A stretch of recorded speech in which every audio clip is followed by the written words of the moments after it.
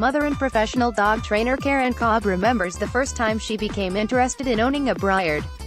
It was in 1997, after reading an article in a pet magazine that featured the unique breed. Not long after sparking her interest, a client happened to bring her one to train.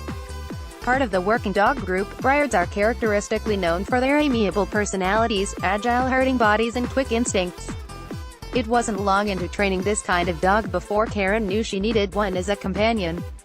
Little did she know that once she received her Briard Norman, he would not only become her best friend, but take her on a journey that would result in him holding 2 Guinness World Records titles, an experience they would both hold on to for the rest of their lives. At the time, the Georgia resident was growing her career as a dog trainer, now boasting 20 years in the business. Karen had 2 Shiba Inus, one of them being a rescue with health issues. Though it was a fair amount of work, she never wanted to stop working with animals and caring for their well-being. While she wanted a new furry addition to her family, the timing was simply off. 2 pets and her first child on the way did not make the best setting for a brand new puppy, so she decided to postpone her plans. In the meantime, she had her second child, conducting research with breeders for years until finally settling on a lineage of Briards she found to be suitable. Though Karen would need to wait 10 more months for the litter of puppies to be born, she had a hunch it would be worth the wait.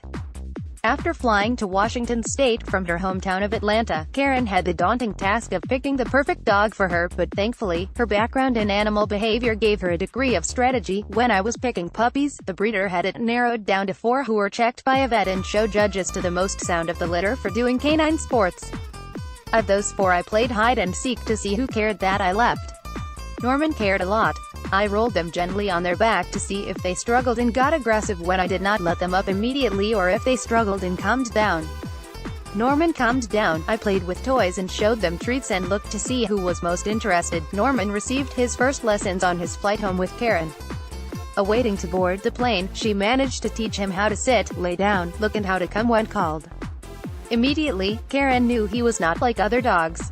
Norman's breed is characteristically cautious of new things and people, but he was eager to accompany her on trips to hardware stores, schools, parks, obedience classes, and more.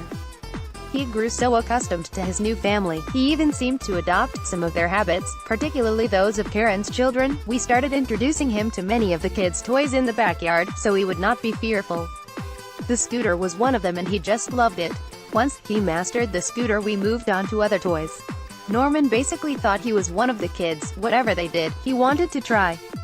I noticed this the first time we went to a playground and my kids went up the ladder and down the slide, and Norman followed right after. His abilities sparked a bit of inspiration in Karen, who wondered if her intelligent pet qualified for more than just a show title. She applied for the record fastest 30 meters on a scooter by a dog, confident that her 4-year-old Briard could beat the minimum. A few weeks later, after practicing, Karen and Norman attempted the title in front of friends and family. I was afraid that with all the pressure and all the people that maybe he would not go fast enough, or we would miss an important rule in setting the record, that his scooter would go crooked, etc. I also didn't want pressure of setting a record to make the fun scootering game we play stressful, but Norman did not disappoint. With much excitement, the eager pup scooted 30 meters in just 20.77 seconds. When teaching Norman new tricks, Karen was mindful of her best friend's well-being. She never forced him to learn. He always seemed willing to participate. I don't understand how anyone can think training your animals is harmful, if you're training with positive reinforcement. The pet should be loving every minute of the training. Training forms such a strong bond between you and your pet it's hard to achieve in any other way. You build your communication skills, so they understand you and you understand them to a much higher degree. It strengthens your relationship so much, because they understand what you want and you understand their wants and needs. Most dogs would get very bored just lying in a house, eating and roaming the yard. Teaching dogs sports and tricks gives them something to look forward to. I know Norman gets really excited when I get his leash, training bag, or any training equipment out, because he knows we will be spending time together playing games and learning new things. Witnessing his potential, and Norman's enthusiasm over training, Karen decided to continue working with him on his skills. It wasn't long before he was able to surf, longboard, jump rope, play basketball and even participate in dog sports such as agility, obedience, barn hunting, herding and more.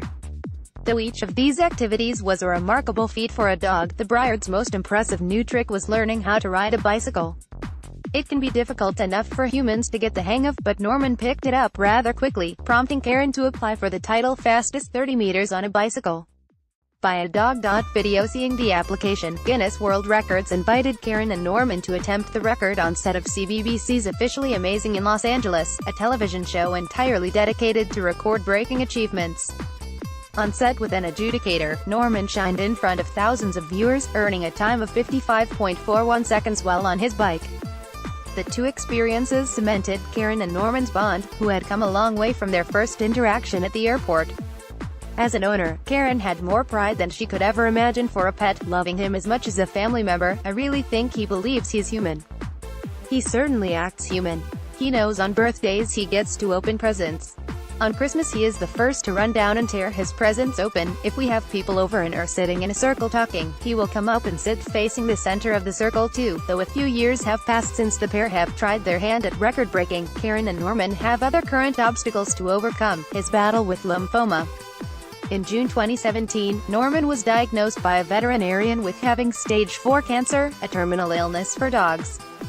The news was devastating and heart-wrenching for Karen and her family, who had undergone so many experiences with their beloved pet. If untreated, the lymphoma could kill Norman within 2 weeks, so the Cobbs needed to act fast. Cases of this nature were typically treated with chemotherapy, which puts a severe amount of stress on an animal and only maximizes their lifespan by 1 or 2 years. Instead, Karen opted for a third choice, getting a bone marrow transplant from one of Norman's siblings to help him fight his illness. She never expected it, but Karen's life shifted from training and bonding with Norman to being his full-time caretaker, hoping to see him make a full recovery. Rather than training him to do new adventurous tricks like before, she is training him to stand on a scale so that her family can track his weight fluctuation. It has been a rather exhausting journey for both Karen and Norman, but nonetheless, they take each day at a time together. While Norman is not quite back to being himself, a recent post on his Facebook page shows that his last medical scans show no trace of circulating cancer cells. We hope to see him make a successful recovery very soon.